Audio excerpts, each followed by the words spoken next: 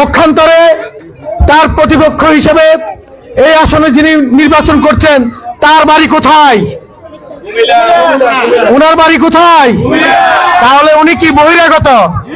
একজন বহিরাগত মানুষকে এনে আমাদের নেতার বিরুদ্ধে ওনারা প্রার্থী দিয়েছে, দলটির নাম কি মুখে বলা লাগবে? দেশনেত্রী বেগম খালেদা জিয়া তার সংগ্রাম মুখর জীবন দিয়ে এই ভূখণ্ডকে আগলে রেখেছিলেন।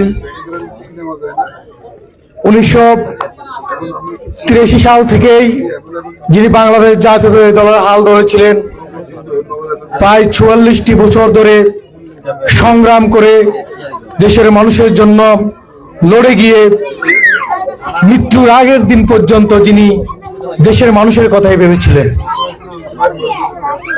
তার কথা বলতে গেলেই হৃদয় অত্যন্ত রক্তক্ষরণ হয়।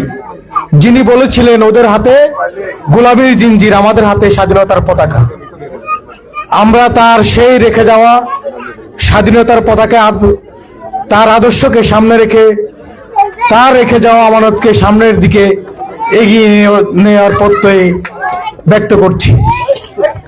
পাশাপাশি আগামী 12 ফেব্রুয়ারি নির্বাচন, মানুষের ভোটাধিকার প্রয়োগ করতে গিয়ে মানুষ যখন তার ভোটাধিকার প্রয়োগ করতে পারতেছিল না, বাংলাদেশ জাতীয়তাবাদী দল দীর্ঘ সময় ধরে মানুষের ভোটাধিকারের জন্য লড়াই করে গিয়েছে।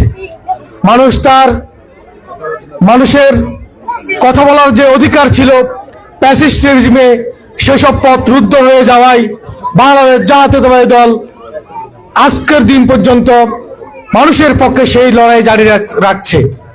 আপনারা জানেন, আমাদের এই আসনে ধানের শীষ নিয়ে যিনি নির্বাচন করেছেন, তিনি অতীতেও 4 বার এই আসনে এমপি হয়েছিলেন। তার বদন্যতায় এই সদর দক্ষিণ আজকে আধুনিক সুবর্ণচর উপজেলায় রূপান্তরিত হয়েছে। এই অঞ্চলের বনদস্যু যিনি সশরীরে থেকে অভিযান পরিচালনা করে বনদস্যু নিয়ন্ত্রণ করেছিলেন, তাদেরকে জেলে পুরিয়েছিলেন। দুর্ভাগ্যজনক হলেও সত্য, অন্য একটা দল যখন ক্ষমতায় এসেছে তখন সেই বনদস্যুরা জনগণের প্রতিনিধি হয়ে গেছিল বিনা ভোটে। কথা কি সত্য না মিথ্যা ভাই? যে মানুষটি এই অঞ্চলের প্রতিটি রাস্তাঘাট, স্কুল, কলেজ, পুল, কালভার্ট সহ বিদ্যুতায়ন করেছে, আধুনিক সমাজ ব্যবস্থা করেছে, বৃহত্তর ছটজব্বরকে ভেঙে 6টি ইউনিয়ন করেছে, ছয়বাটাকে ভেঙে 2টি ইউনিয়ন এবং চল্লক্ষীকে ভেঙে 2টি ইউনিয়ন করে মোট 3টি ইউনিয়নকে উনি 8টি ইউনিয়নে রূপান্তরিত করে জনগণের সেবা, জনগণের নিকট পৌঁছানোর জন্য তিনি প্রশাসনিক কেন্দ্রবিন্দুতে করেছিলেন। সেই মানুষটির নাম হচ্ছে আলহাজ মোহাম্মদ শাহজাহান। পক্ষান্তরে তার প্রতিপক্ষ হিসেবে এই আসনে যিনি নির্বাচন করছেন তার বাড়ি কোথায়? উনার বাড়ি কোথায়? তাহলে উনি কি বহিরাগত? একজন বহিরাগত মানুষকে এনে আমাদের নেতার বিরুদ্ধে ওনারা প্রার্থী দিয়েছে, দলটির নাম কি মুখে বলা লাগবে? দলটির নাম মুখে বলা লাগবে? এই দলটি কি করে? গোপন তৎপরতার মাধ্যমে রাজনীতি করে। এরা ওপেন রাজনীতি করতে পারে না, ওনারা গোপন তৎপরতায় অভ্যস্ত। এখন আপনার রাজনীতি যদি জনগণের জন্য হয়, রাজনীতির জন্য দেশের মানুষের কল্যাণে হয়, তাহলে জনগণের নিকট আপনার রাজনীতি দৃশ্যমান হতে হবে। জনগণ বেছে নেবে কোনটা প্রকৃত ভালো এবং কোনটা খারাপ।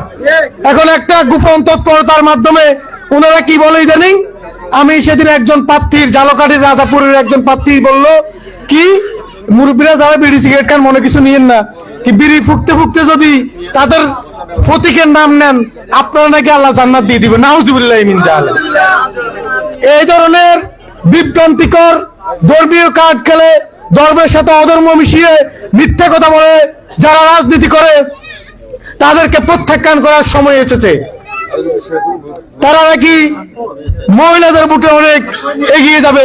আপনারা জানেন 300 আসনে তারা একজন মহিলাকে নমিনেট করে নাই। এখন ওনারা বলে ওনারা যদি হেরে যায় তাহলে ইসলাম হেরে যাবে। আমার প্রশ্ন আপনাদের কাছে, কৃষ্ণ নন্দীকে যদি হেরে যায় ইসলাম কি হেরে যাবে? কৃষ্ণ নন্দীকে কারা প্রার্থী দিয়েছে ইসলামী জোটে? এই লোক প্রার্থী হলে, পাশ করলে আমাদের ধর্মে কি করবে?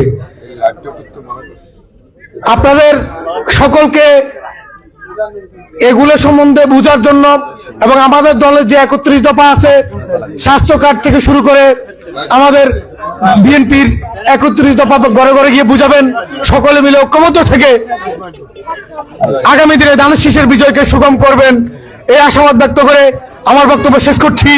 বাংলাদেশ জিন্দাবাদ, বাংলাদেশ জাতীয়তাবাদী ছাত্র দল জিন্দাবাদ।